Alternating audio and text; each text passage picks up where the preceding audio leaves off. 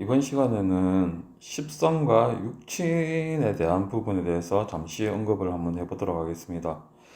십성이라고 하면은 우리는 사주팔자를 볼 때 미래를 예측하는 이론으로서 보통 비견, 식상, 재생, 관성, 인성 이 5가지를 뜻하죠. 여기서 플러스 음량을 해가지고 총 10가지를 통해 가지고 미래의 일을 예측할 수 있는 일종의 이론이라고 할 수 있는데, 그 외에 육친이라는 것은 부모, 형제와 자녀와의 관계를 말합니다. 여기서 중요한 것은 배우자는 포함이 되지 않습니다. 왜냐하면은 배우자 같은 경우에는 내가 어떤 사람을 선택할 것인가에 따라서 언제든지 달라질 수가 있기 때문에 나의 사주팔자에서 배우자라는 것은 나타나 있지 않습니다. 보통 일반적으로 사주팔자에서 일지를 배우자 궁으로 보고 배우자가 정해져 있다라고 생각하시는 분들이 많으신 것 같은데, 실제적으로는 배우자 같은 경우에 나와 피 한 방울 섞여 있지 않은 사람이고, 또한 눈 한 번 찔끔 감으면 언제든지 남이 될 수 있는 사람이기 때문에 육친이라고 표현하지는 않습니다. 이것은 혈주론에서 언급하는 것이고, 여러분들이 사용하고 있는 자평명리학 이론에서는 배우자도 포함이 되기 때문에 여러분들은 여러분들이 이론에 맞춰서 사용하시면 됩니다. 그러나 제가 사용하고 있는 혈지론, 즉 원류라는 이론의 혈지론 같은 경우에는, 원류라는 혈지론의 이론에 있어서 육친이라는 것은 부모와 형제, 그리고 그리고 자녀와의 관계를 이야기를 하지 배우자와는 아무 관련이 없습니다. 앞서 이야기했듯이 내가 어떤 배우자를 선택할 것인가에 대해서도 불확실한 데다가, 또한 내가 결혼을 할 것인지 안 할 것인지 이것 또한 불확실하기 때문에 사주팔자에서 과연 내가 결혼을 할 수 있을까 없을까에 대한 이 부분에 대한 문제는 알 수는 없습니다. 단지 사주팔자를 통해서 알 수 있는 것은 어떤 시기에 이성을 만날 수 있다라는 것만 알 수 있을 뿐입니다. 그런데 여기서 여러분들이 가장 많이 쓰는 것이 십성을 육친으로 표현하는 경우가 많죠. 예를 들어서 가장 쉬운 게, 비견 같은 경우에는 형제라고 표현한다든가, 또는 식상은 자녀, 재성은 아버지, 관성은 남편도 되고 남자에게 있어서 자녀도 되죠. 인성은 어머니를 뜻하죠. 하지만은 혈주론에서는 이렇게 십성으로 육친을 풀게 되면은 전혀 맞아떨어지지가 않습니다. 육친이라는 것은 반드시 궁으로 봐야 하는 겁니다. 앞서 언급했듯이 육친이라고 하는 것은 사주팔자에 있는 각각의 글자에 따른 궁을 통해 가지고 육친을 살펴봐야 하는 겁니다. 즉 궁이라는 것은 년, 월, 일, 시 이렇게 사주팔자, 즉 4개의 기둥과 8개의 글자를 통해 가지고 육친, 부모와 형제, 그리고 자녀 이렇게 관계를 알 수 있을 뿐이지, 배우자와의 관계는 남과의 관계이기 때문에 대인관계로서 알 수 있는 겁니다. 대인관계로 알 수 있다라는 말은 나의 사주팔자에서 배우자가 전혀 정해져 있지 않다라는 것과 동일하다는 말과 똑같습니다. 그러면은 여기서 잠시 여러분들이 사용하고 있는 십성을 육친으로 변화하는 표를 잠깐 볼까요? 자, 여기서 여러분들이 사용하고 있는 십성을 육친으로 바꾼 잠깐 표를 보면은, 비경 같은 경우에 형제, 친구, 동료 또는 며느리로 나와 있고, 여명에는 자매, 친구, 동료로 나와 있지만은 이렇게 봐서는 되지는 않습니다. 그 다음에 이런 거 이외에 실제적으로 이렇게 자매, 친구, 동료, 며느리, 딸, 아들, 고모, 재물 또는 부친, 고모, 시모까지, 특히 시누이, 애인, 그 다음에 계모, 이모 이렇게 자신의 사주팔자 년, 월, 일, 시 이 8글자로 알 수 있는 것은, 여기가 부모고 여기가 형제가 됩니다. 그 다음 여기 이 자체는 그대로 나아가 됩니다.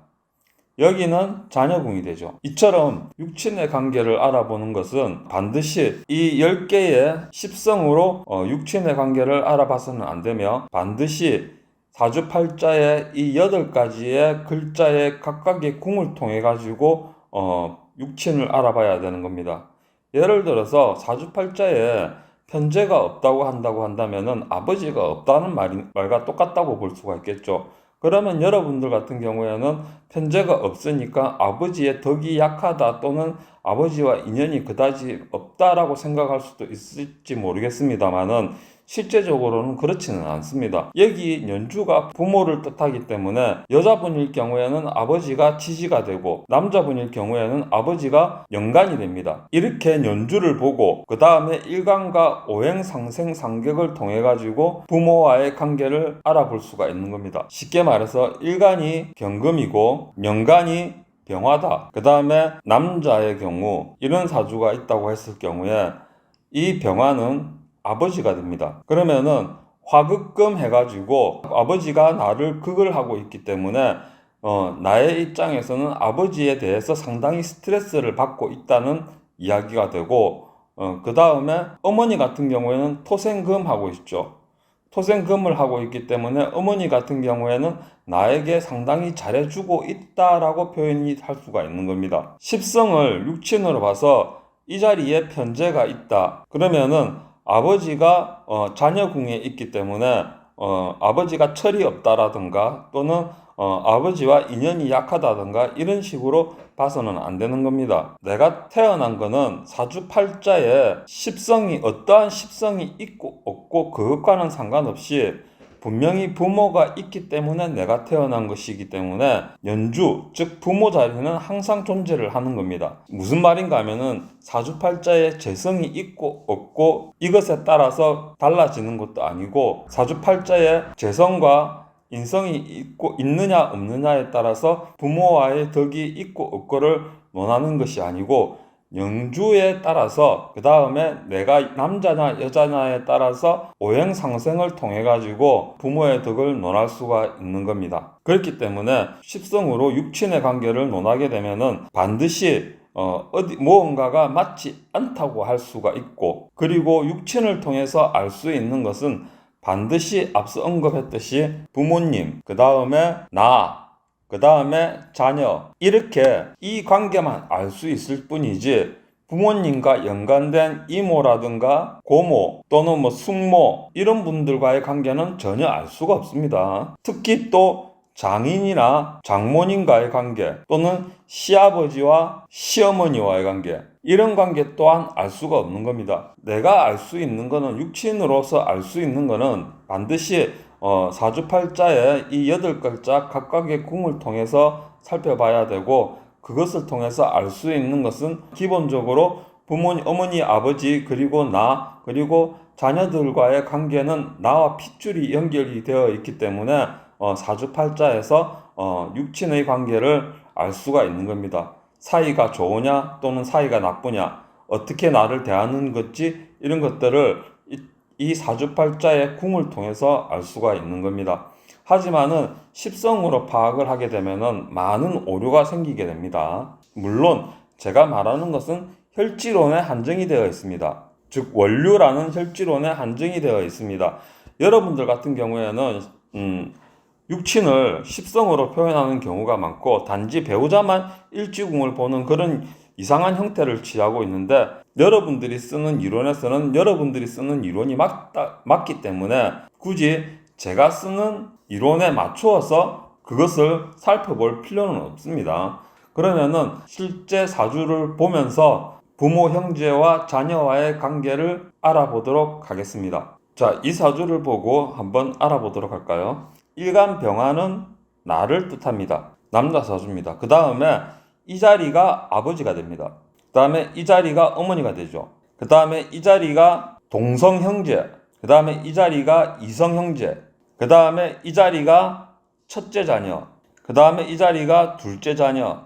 뒤에 셋째, 넷째, 다섯째까지 볼 수 있는 방법은 있습니다만 이러한 부분은 조금 더 깊이 들어가야 되기 때문에 그러한 방법까지 언급하기는 힘들고 대부분 1명에서 2명 정도 낳아 기르기 때문에 첫째, 둘째까지만 알아도 충분할 거라고 생각합니다. 자, 그러면은 여기서 언급했듯이 나와의 아버지와의 관계를 보면은 화극금을 하고 있죠. 화급금을 하고 있다는 말은 내가 아버지에게 스트레스를 많이 주고 있다는 말이고 내가 아버지를 이기고 있다는 말입니다.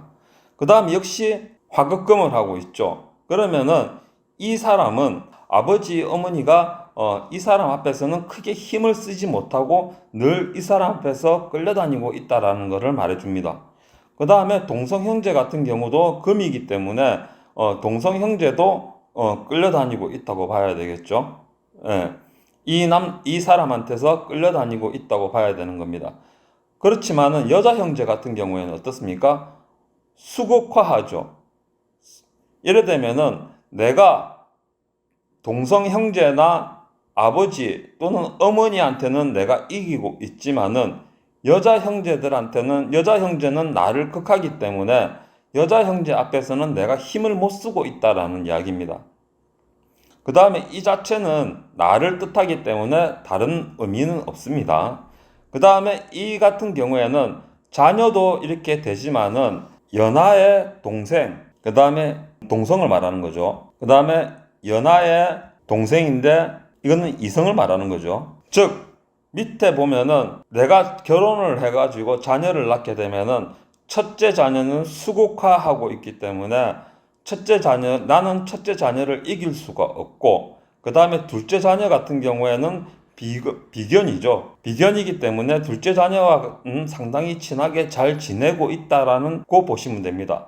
즉 자녀라고 할지라도 비견이기 때문에 친구와 같은 느낌으로 잘 지내고 있다라고 보면 됩니다.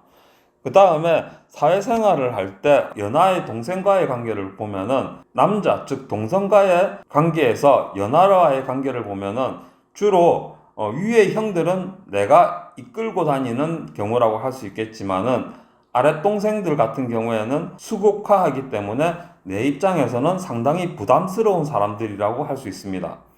그에 비해서 여자 동생, 이기서 말하는 여자 동생 같은 경우에는 친형제가 아닙니다. 친형제는 반드시 월지가 됩니다. 월지가 친형제가 되고, 여기서는 사회생활을 하면서 내가 알고 있는 여자친구 또는 여자 아는 동생들을 해당이 되는데, 아는 동생들과 같은 비급이기 때문에 상당히 친하게 잘 지내고 있다라고 표현을 할 수가 있는 겁니다. 이처럼 반드시 육친을 볼 때는 년, 월, 일시로 봐야 되고 십성으로 육친을 봐서는 안 됩니다. 지금 제가 이렇게 언급한 거는 혈지론에서 사용하는 이론입니다. 적천수에 보면은 원류라는 이론이 있습니다. 혈지론에서는 앞서 언급드린 것처럼 육친을 판단할 때는 반드시 사주팔자의 년, 월, 일시를 판단하고, 십성으로는 앞으로 있을 일에 대한 해프닝, 즉 미래 예측이죠. 미래 예측을 할 때만 십성을 사용할 뿐이지 십성으로 육친을 봐서는 안 된다는 겁니다. 지금 언급한 것은 혈지론에서 그렇다라는 것이지, 여러분들은 여러분들이 알고 있는 이론을 그대로 사용하면 됩니다. 사주명리학 공부 같은 경우에는 100% 정답이 없기 때문에 누가 맞고 누가 틀리고 이러한 경우가 없습니다. 자신이 알고 있는 이론, 자신이 사용하고 있는 이론, 이것이 정답입니다. 자, 오늘은 여기까지 십성과 육친에 대해서 잠깐 이야기를 해보았습니다. 다음 시간에는 다른 주제를 가지고 영상에서 찾아뵙도록 하겠습니다. 지금까지 사주상담가였습니다.